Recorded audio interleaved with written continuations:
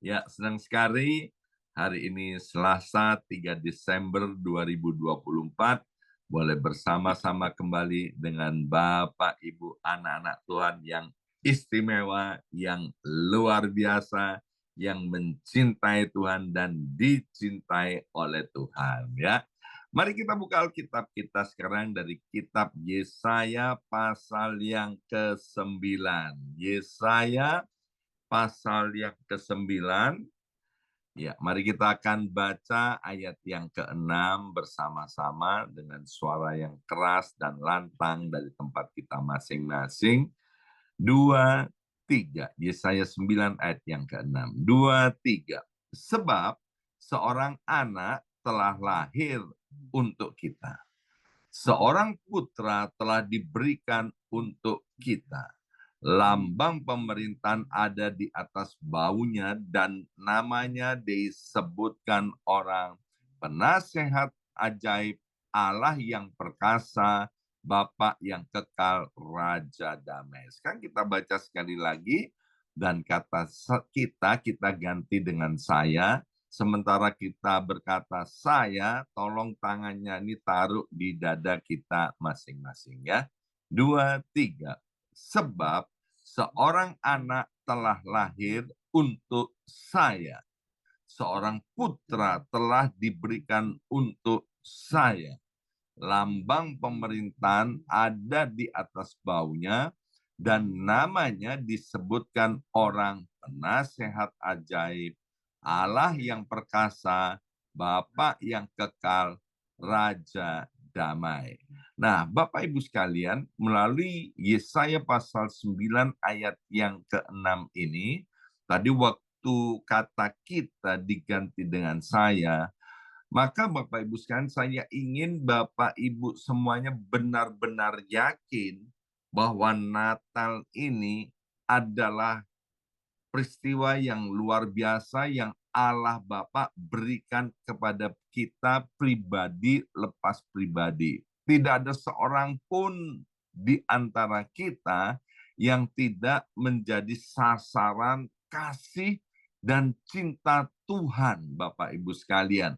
Maka itu jangan pernah kita mengizinkan hati kita menuduh diri kita ini bahwa kita ini tidak berharga, bahwa Tuhan itu tidak cinta kepada kita dan Natal itu bukan untuk kita. No, tolak semua tipu daya dan tuduhan-tuduhan ini ya. Peristiwa Natal ini Tuhan itu mau berbicara pribadi lepas pribadi kepada kita bahwa kita itu benar-benar berharga dan berarti di hadapan Tuhan. Nah, Tuhan yang kita sembah di dalam nama Yesus sudah dinubuatkan kelahirannya 700 tahun yang lalu sebelum Yesus, maksud saya 700 tahun sebelum kelahiran Yesus 2000 tahun yang lalu ya. Jadi sudah dinubuatkan dan itu menjadi kenyataan bahwa Yesus yang lahir dalam wujud manusia 2000 tahun yang lalu itu adalah benar-benar Allah yang kepadanya diberi gelar penasehat yang ajaib. Apa itu penasehat yang ajaib? Yesus itu adalah sumber hikmat ilahi yang melampaui pemahaman manusia. Kata ajaib menunjukkan bahwa nasihat dan hikmat Tuhan Yesus itu luar biasa, tidak terselami oleh pikiran manusia.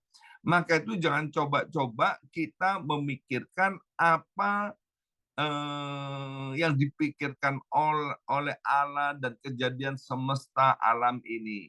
Maaf Bapak Ibu sekalian ya, kata para ahli, otak manusia itu besarnya cuma sekepalan tangan manusia ini, Bapak Ibu sekalian.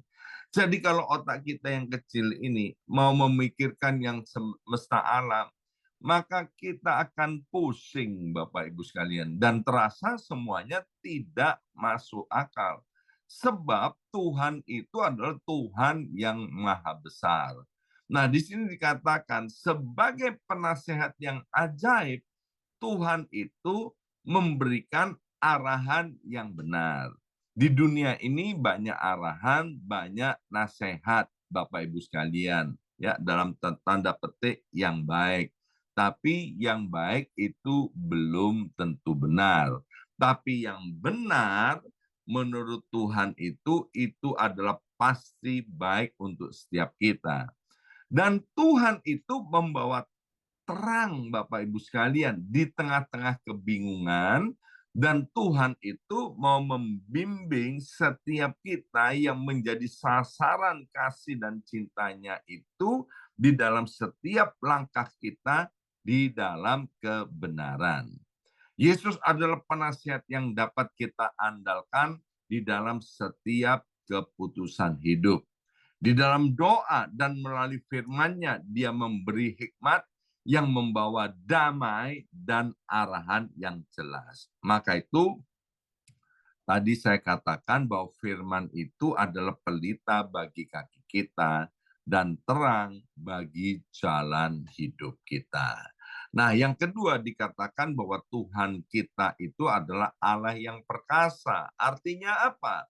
Dalam setiap kelemahan dan tantangan hidup, Bapak Ibu sekalian, kita dapat bersandar pada kuasa Yesus yang tidak pernah gagal. Bersama saya ucapkan tidak pernah gagal. 2, 3, tidak pernah gagal. Kuasa Yesus tidak pernah gagal. Kuasa Tuhan Yesus tidak bisa dibatasi oleh situasi, keadaan, dan kondisi. Mengapa? Karena Tuhan Yesus itu adalah benar-benar Allah yang perkasa. Dia mampu memberikan kekuatan, perlindungan, dan kemenangan atas setiap musuh-musuh kita, ya, orang-orang yang membenci kita, bahkan terhadap penghulu-penghulu di udara yang tidak kita lihat. Yesus itu kalau ada di pihak kita, Bapak Ibu sekalian, siapa yang bisa melawan kita? Bahkan dikatakan di dalam Roma pasal 8 ayat 37, oleh karena Yesus kita menjadi orang-orang yang bukan sekedar menang, tapi lebih daripada pemenang. Kata perkasa menunjukkan kemampuan Tuhan yang tidak terbatas itu untuk mengalahkan musuh, untuk mengatasi dosa, dan membawa kemenangan bagi setiap kita. Maka itu mohon maaf nih kepada Bapak Ibu yang sering jatuh bangun di dalam dosa, Bapak Ibu sekalian, ya. Mari kita lebih sungguh-sungguh di dalam Tuhan. Karena sesungguhnya Tuhan itu adalah Allah yang perkasa yang akan membawa kita kepada kemenangan. Sebagai Allah yang perkasa, Yesus adalah penguasa atas segala sesuatu, baik di bumi maupun di sorga. Dan dikatakan di sini bahwa Yesus itu 2000 tahun yang lalu, Bapak Ibu sekalian, yang lahir ke dunia ini, juga disebut sebagai Bapa yang kekal. Artinya apa? Yesus adalah sumber kehidupan yang kekal dan pemeliharaannya yang penuh kasih bagi umatnya. Sebagai Bapak dunia yang normal, Bapak Ibu sekalian, ya, sebagai Bapak yang normal di atas muka bumi ini, saya percaya setiap kita sangat memperhatikan anak-anak yang Tuhan percayakan kepada setiap kita. Kita berusaha sedemikian rupa, kita sering mendengar, ya, bagaimana seorang ayah atau orang tua kita itu banting tulang, peras keringat sedemikian rupa, makan yang secukupnya, tapi yang penting anak-anaknya itu harus terpelihara dengan baik dan sempurna sebisa-bisanya. Kalau kita manusia yang jahat tahu berbuat demikian kepada anak-anak kita, lebih-lebih Tuhan, ya, kepada umatnya, dia akan memeliharanya sedemikian rupa dengan penuh kasih sayang. Sebagai Bapak yang kekal, Tuhan itu peduli, Bapak Ibu sekalian, akan setiap kehidupan kita, ya. Saya ketemu dengan banyak orang tua, dengan baca ayah yang selalu memikirkan bagaimana tentang masa depan anaknya. Bagaimana dia mau membahagiakan anak-anaknya. Lebih-lebih Tuhan, Bapak Ibu sekalian, ya. Alkitab dengan jelas berkata bahwa rancangan Tuhan untuk setiap kita adalah masa depan yang cerah, masa depan yang penuh dengan pengharapan. Sebagai Bapak yang kekal, Tuhan mau melindungi, memelihara hidup kita dengan kasih yang tak berkesudahan. Bersama saya ucapkan, dengan kasih yang tak berkesudahan. 2, 3, dengan kasih yang tak berkesudahan. Sekali lagi 2, 3, dengan kasih yang tak berkesudahan. Gelar ini menekankan bahwa sifat kekal Tuhan dan hubungannya yang penuh dengan kasih Bapak Ibu kalian kepada setiap kita, ya, seperti seorang ayah kepada anak-anaknya. Yohanes 1 ayat 12, Tuhan itu berbicara bahwa kita yang percaya kepada Yesus diberi kuasa sebagai anak-anak Allah. Itu bukan sekedar lip service Bapak Ibu sekalian, tapi Tuhan sungguh-sungguh Bapak Ibu sekalian ketika kita percaya kepada Yesus, maka kita itu bukan sekedar diangkat, tapi diberi kuasa. Bukan sekedar diberi gelar, tapi diberi kuasa sebagai anak-anaknya, sebagai anak-anak Allah. Sebagai Bapa yang kekal, Tuhan Yesus itu tidak hanya memberi kehidupan yang kekal, tetapi ini perhatikan, tetapi juga memelihara kehidupan kita setiap detik, setiap menit, setiap jam, setiap hari. Bersama saya ucapkan setiap hari. 2, 3, setiap hari. Ya, kita dapat hidup di dalam keyakinan bahwa kasih-Nya itu tak berkesudahan dan kasih Bapa itu kepada kita itu tak pernah berubah dulu, sekarang, sampai selama-lamanya. Dan dikatakan juga di sini bahwa Yesus itu adalah Raja Damai. Artinya apa? Yesus membawa damai yang sejati, baik antara manusia dengan Allah maupun di antara sesama manusia. Damai yang Tuhan berikan bukan hanya tentang ketenangan hati, tetapi juga tentang pemulihan hubungan yang rusak akibat dosa, ya. Dosa itu menyebabkan hubungan kita manusia dengan Tuhan itu rusak. Dosa itu pula yang menyebabkan hubungan manusia dengan sesamanya itu menjadi rusak. Sebagai Raja Damai, pemerintahannya itu membawa keadilan, keselarasan, damai yang kekal. Yesus memberikan damai sejati yang melampaui pemahaman manusia. Kita dipanggil untuk hidup dalam damai-Nya dan menjadi pembawa damai di dunia. Jadi Tuhan mau hubungan kita dengan Bapa di sorga itu dipulihkan, dan hubungan kita dengan sesama juga Tuhan pulihkan. Maka itu saya heran kalau ada di antara orang Kristen, kemudian ada perselisihan, ya, ada kebencian, ada kemarahan, ada percekcokan, ada pertengkaran. Kalau itu terjadi di antara anak-anak Tuhan dan tidak segera berdamai, pertanyaannya, siapa yang menjadi Tuhan kita? Kalau kita berkata bahwa Yesus adalah Tuhan kita, ya, semua bentuk perselisihan, kepahitan hati, kebencian seharusnya bisa diselesaikan di dalam Yesus Kristus Tuhan, ya. Nah, hari ini di bulan Desember ini kita sedang merayakan Christmas Rally. Setiap hari Minggu sore Gereja BMC New York sengaja mengadakan dan mempersembahkan perayaan Natal, Bapak Ibu sekalian, ya. Agar supaya apa? Agar supaya setiap Bapak Ibu sekalian boleh mengingat kembali, boleh mengalami lawatan Tuhan, bahwa setiap kita tidak ada yang tidak dicintai dan tidak dikasih oleh Tuhan. Natal adalah bukti kasih Allah yang tidak terbatas. Bersama saya ucapkan tidak terbatas. 2, 3, tidak terbatas. Yesus Kristus itu adalah bukti terbesar kasih Allah bagi dunia ini. Natal ini mengingatkan kita bahwa Allah tidak tinggal diam melihat penderitaan manusia. Sekali lagi, Tuhan tidak tinggal diam melihat penderitaan manusia, tetapi Tuhan sendiri mengambil inisiatif untuk menyelamatkan kita. Jadi keselamatan itu adalah ide daripada Allah Bapa di sorga. Agama dibuat oleh manusia agar supaya manusia bisa berjumpa dengan Tuhan.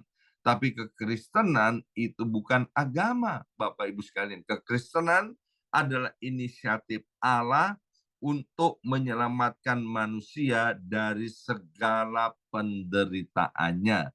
Yesus datang ke dunia dalam bentuk manusia melalui bayi Yesus 2000 tahun yang lalu sebagai tanda kasih yang tidak terhingga dan tidak terbatas itu. Dalam Yohanes pasal 3 ayat 16 dengan jelas berkata, karena begitu besar kasih Allah akan dunia ini, sehingga ia, Bapa di sorga, telah mengaruniakan anaknya yang tunggal, supaya setiap orang yang percaya kepadanya tidak binasa, melainkan beroleh hidup yang kekal. Dalam kitab Roma pasal 5 ayat yang ke-8 dikatakan, akan tetapi Allah menunjukkan kasih-Nya kepada kita oleh karena Kristus telah mati untuk kita ketika kita masih berdosa, ya. Nanti tolong Bapak Ibu sekalian direnungkan lagi secara berulang-ulang Roma pasal 5 ayat yang ke-8, ya.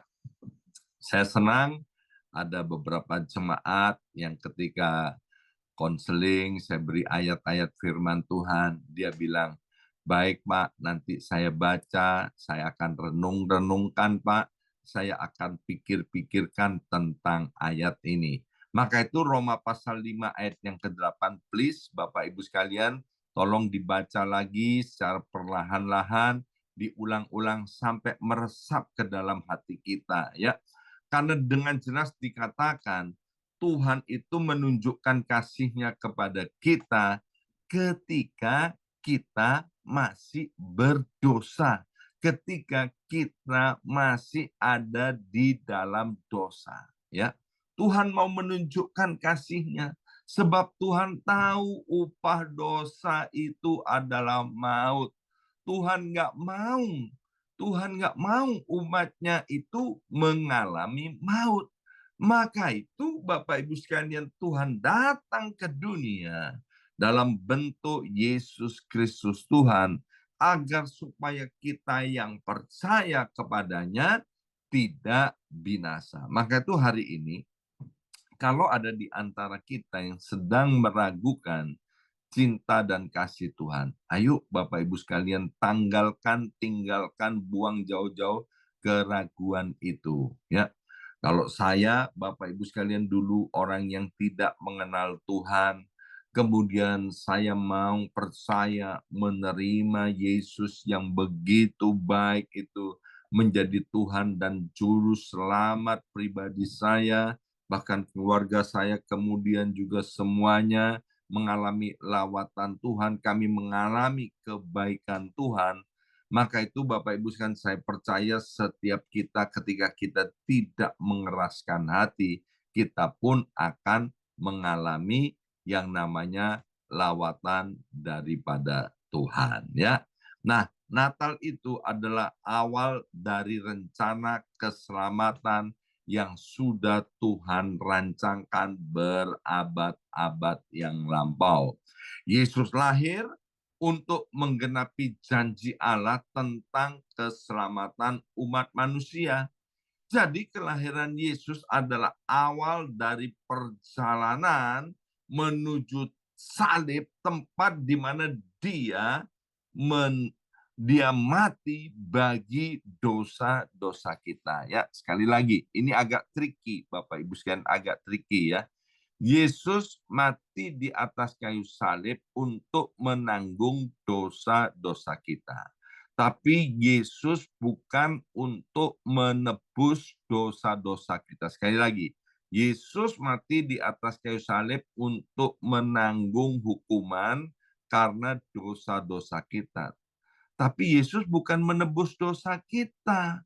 Ya, yang ditebus itu adalah kita. Ya, tolong renungkan, ini beda banget menebus dosa dengan menebus manusia. Maaf, kalau kita punya mobil kemudian ditaruh di pegadaian, Bapak Ibu sekalian, ya.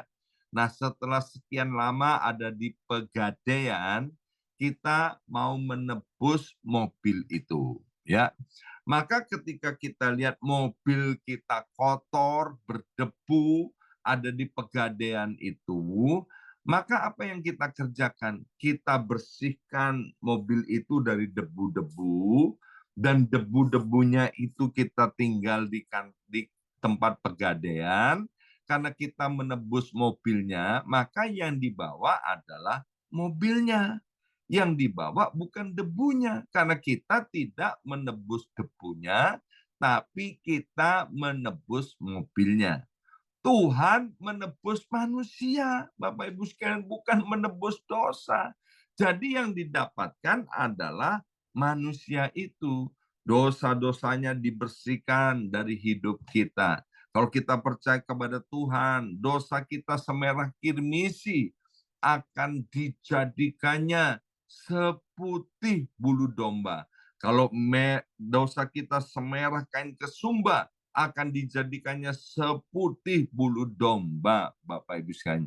Jadi tidak peduli betapa besarnya, menjijikkannya dosa kita, 2000 tahun yang lalu kematiannya di atas kayu salib itu untuk menanggung dosa-dosa kita, menanggung hukuman akibat dosa-dosa kita, dan yang ditebus itu adalah kita manusianya.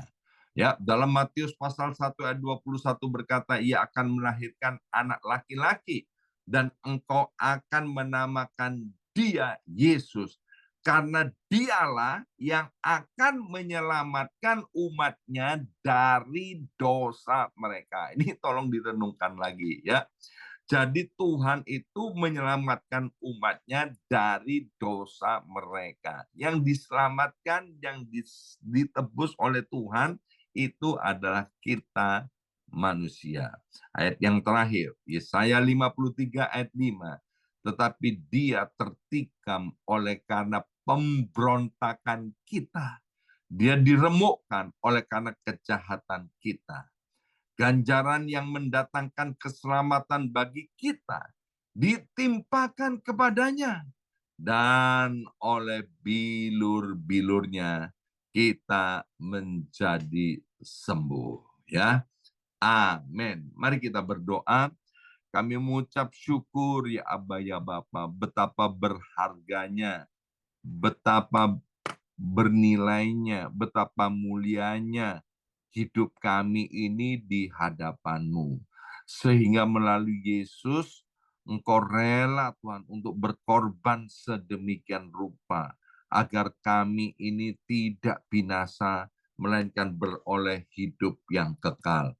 Terima kasih Bapa, Engkau yang sudah menjadikan kami milik kepunyaan-Mu, anak-anak-Mu. Engkau adalah Tuhan yang disebut penasihat yang ajaib, Allah yang perkasa, Bapa yang kekal, Raja damai. Oh, sungguh Bapa, kami sangat beruntung Tuhan mendapat anugerah yang tidak ternilai harganya ini. Maka itu Allah Roh Kudus tolong bawa setiap kami untuk terus percaya kepadamu, untuk terus setia kepadamu, dan apapun yang terjadi dalam hidup kami, kami mau mengarahkan hati kami kepadamu, sebab Engkaulah yang memelihara hidup kami. Bapa yang kekal itu, setiap detik, setiap menit, setiap jam, setiap hari, Engkau tak pernah meninggalkan kami. Terima kasih Bapa, dalam nama Yesus kami sudah berdoa. Haleluya. Amin, amin, amin.